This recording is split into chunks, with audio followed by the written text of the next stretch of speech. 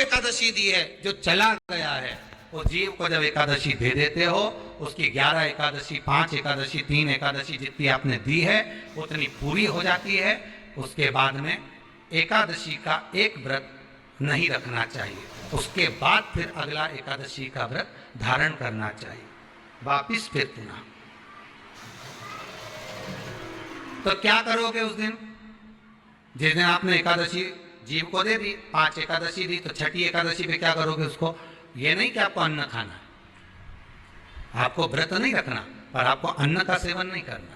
उस दिन दूध की सामग्री, कोई फ्रूट्स, कोई फल आपको उस दिन ग्रहण कर लेना, पर आपको ये नहीं करना है कि हमने तो एकादशी करी नहीं है आज, तो हम अन्न खा लेंगे। नहीं, कथा में वर्णन आया था, कल कथा में कहा था, मुर को जब मारने का समय आया, पाप सामने आ गया, भगवान ने उस पाप को किस में ले जाकर छोड़ा? पाप पुरुष को अन्न के भीतर। पाप पुरुष कहां गया? अन्न के भीतर। एकादशी के दिन एक दिन पाप पुरुष अन्न के भीतर रहता। एकादशी का अगला वर्णन ध्यान से सुनिएगा।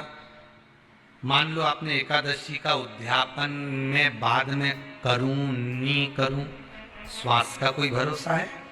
बोलो तो, है क्या कोई भरोसा? नहीं। श्वास रुक जाएगी चलते चलते, क्षमा बुझ जाएगी जलते जलते, दम निकल जाएगा रोशनी का, क्या भरोसा है इस जिंदगी का? कोई भरोसा है कि आप 26 एकादशी पूरी कर पाओगे? नहीं, किसी ने देखा हो तो बात दूसरी। एक बार वो युधिष्ठिर के सामने कोई मांगने के लिए, एक दरवाजे पर कोई दान मांगने के लिए आ गया युधिष्ठिर के पास, और युधिष्ठिर ने कह दिया, महाराजा युधिष्ठिर बोले कल आकर ले जाना, कल आओ ले जाओ। भीम ने ढोल उठाया और बजाना प्रारंभ करा, और साहब बजाया कि सारे लोग इकट्ठे हो गए। सबने पूछा हुआ क्या भीम, कौन सी खुशी की बात है, बात क्या है? तो भीम बोले मेरे भैया ने काल को जीत लिया। काल को जीत लिया मतलब मेरे भैया बोले कि कल आ जाना, हम तुमको दान दे देंगे। मतलब मेरे भैया जानते हैं कि कल तक मरेंगे नहीं, प्राण नहीं छूटेगा, मतलब इन्हें काल को जीता। ये समझ वाली बात है। आप हो, हम हो, कोई भी संसार का मनुष्य काल को नहीं जीता। जन्म मरण परण तीन भगवान के हाथ में है।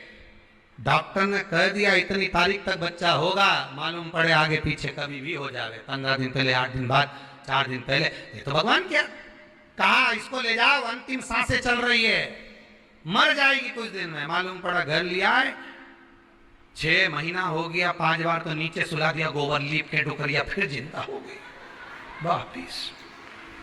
4 बार तो फोन लगा के पूछ लिया कौन सा पाठ सुना दे कि निपट जाए, बिस्तर पे सड़ गए। भगवान भी कह रहा है मई रखो, शिव पुराण नहीं सुनी, मई रखो। क्या करोगे लाकर? परण पत्रिका देकर कह दिया दूसरे महीने में ब्याह हो जाएगा।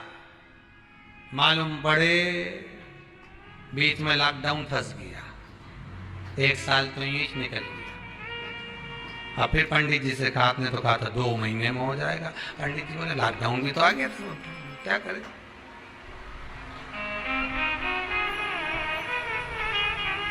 तो लॉकडाउन से क्या फर्क पड़े महाराज जी, शादी तो पक्की हो